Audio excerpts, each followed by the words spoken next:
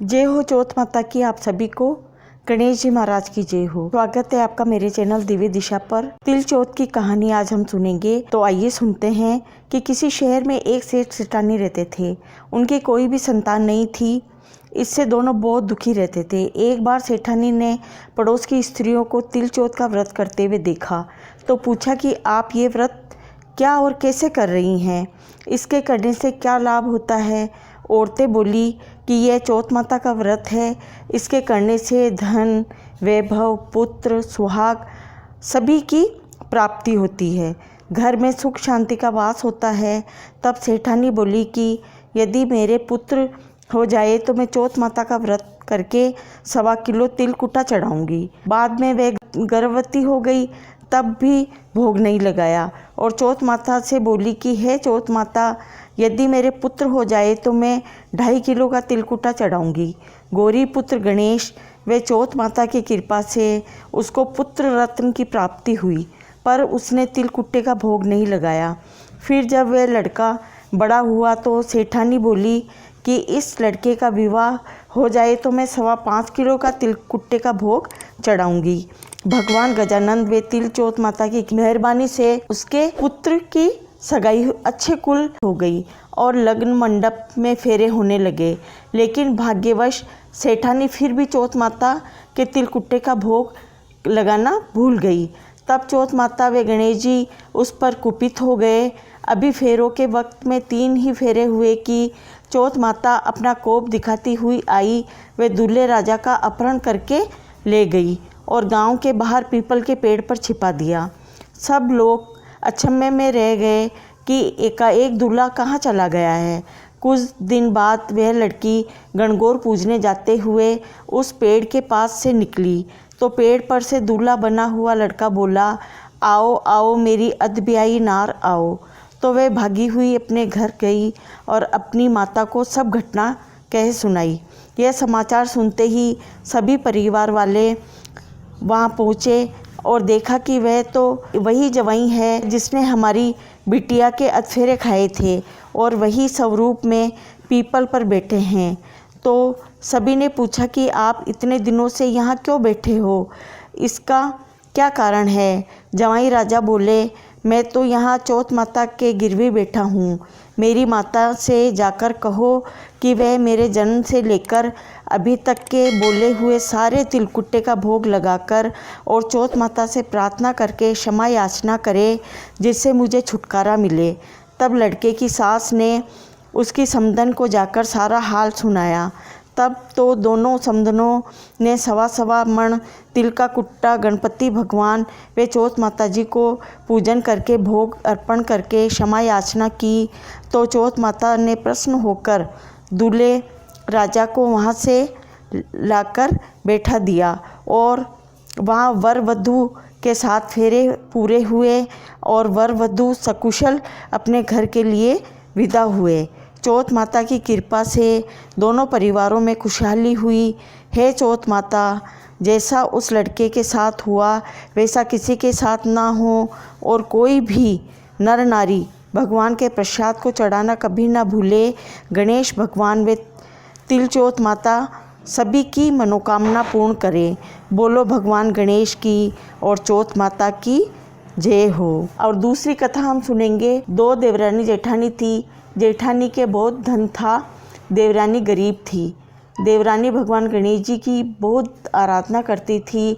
वो अपनी जेठानी के घर रोज़ आटा पीसने के लिए जाती। जिस कपड़े से आटा छानती थी वो कपड़ा उसके घर लाकर पानी में धोकर और अपने पति को घोलकर पिला देती। एक दिन देवरानी के बच्चों ने देख लिया। वे अपनी माँ से बोले कि माँ चाची तो अपने घर से आटा का कपड़ा ले जाकर चाचा जी को घोलकर पिला देती है। इस पर जेठानी ने देवरानी को कहा, घर जाओ तो आटा छानने का कपड़ा यहीं रखकर जाया करो। देवरानी ने वैसा ही किया। घर गई तो उसका पति बोला, मुझे चूर्ण घोलकर पिला दो। देवरानी बोली कि आज उसने आटा छानने का कपड़ा वहीं रख लिया है, इसलिए मेरे पास आपको खिलाने के लिए कुछ भी नहीं है। उस दिन उसके पति ने भूखे मरते गुस्से में होकर उसको लकड़ी से मारा। तकदीर से उस दिन चौथ माता का व्रत था। श्री गणेश जी का स्मरण करती हुई वह भूखी ही सो गई। तभी थोड़ी देर बाद गणेश जी ने आकर कहा कि आज तो तिल चौथ है और तू भूखी ही क्यों सो रही है। तब देवरानी ने सारा वृत्तांत कह सुनाया। तब भगवान बोले कि आज मैंने तिल चौथ होने के कारण चूरमा व तिल कुट्टा बहुत खाया है, इसलिए निपटने की का मन है, सो कहो कहाँ जाऊँ। वह गुस्से में बोली, महाराज बहुत जगह पड़ी है, चाहे जहाँ चले जाओ। गणेश जी ने सारा घर भर दिया। निपटने जाकर बोले, पूछूं कहाँ। वह फिर गुस्से में बोली, मेरा लिलाट पड़ा है, पोंछ लो। गणेश जी पोंछ कर चले गए। थोड़ी देर बाद उसने उठकर देखा तो सारा घर हीरे मोती से जगमगा रहा था। सारा सिर भी सोने की आभा से चमक रहा था। धन को बटोरने में देर हो गई, इसलिए जेठानी के नहीं जा सकी। जेठानी ने अपने बच्चों को चाची के घर देखने के लिए भेजा कि चाची क्यों नहीं आई है। बच्चों ने जाकर देखा तो वहाँ हीरे मोती का ढेर लगा हुआ था। तब बच्चों ने आकर अपनी माता से कहा कि माँ चाची के तो बहुत धन हो गया है। जेठानी भागी भागी अपनी देवरानी के पास आई और पूछा कि इतना धन कैसे हुआ। भोली भाली देवरानी ने सारी घटना सच सच बता दी। इतनी सुनकर जेठानी अपने घर आई और अपने पति से बोली, मुझे भी लकड़ी से मारो। देवरानी को देवर जी ने बहुत मारा, इसलिए उसके बहुत धन हो गया है। उसका पति बोला, तू धन की भूखी क्यों मार खाती है। लेकिन वो नहीं मानी और बहुत मार खाकर अपने मकान को खाली करके श्री गणेश जी का स्मरण करके सो गई। गणेश जी महाराज आए और कहने लगे, फालतू में मार खाने वाली, उठ और मुझे बता कि मैं कहाँ निपटने जाऊँ। तब वो बोली, मेरी देवरानी के तो छोटा सा मकान था, मेरे तो बहुत बड़ा मकान है, जहाँ इच्छा हो वहीं चले जाओ। और गणेश जी ने निपटना कर लिया। अब बोले, पूछूं कहाँ। तो जेठानी बोली, मेरा लिलाट पड़ा है, पहुँच कर चले गए। थोड़ी देर में उसने उठकर देखा तो सारा घर सड़ रहा था और बदबू आ रही थी। तब वो बोली, हे गणेश जी महाराज, आपने मेरे साथ छल कपट किया है। देवरानी को तो धन वैभव दिया और मुझे कूड़ा दिया। गणेश जी आए और बोले कि तूने धन की भूखी मार खाई।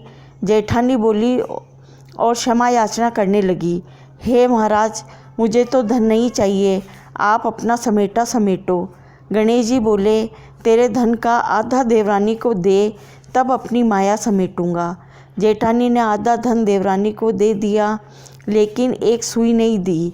तब भगवान ने एक सुई भी देवरानी को दिलवाई। तब भगवान ने अपनी माया समेटी। रिद्धि सिद्धि के दाता, हे गणेश जी महाराज, जैसा आपने जेठानी के साथ किया वैसा किसी के साथ नहीं करना। जैसा देवरानी के भंडार भरे वैसा सभी के भरना। कहने सुनने हुकार भरने वाले की मनोकामना पूर्ण करना।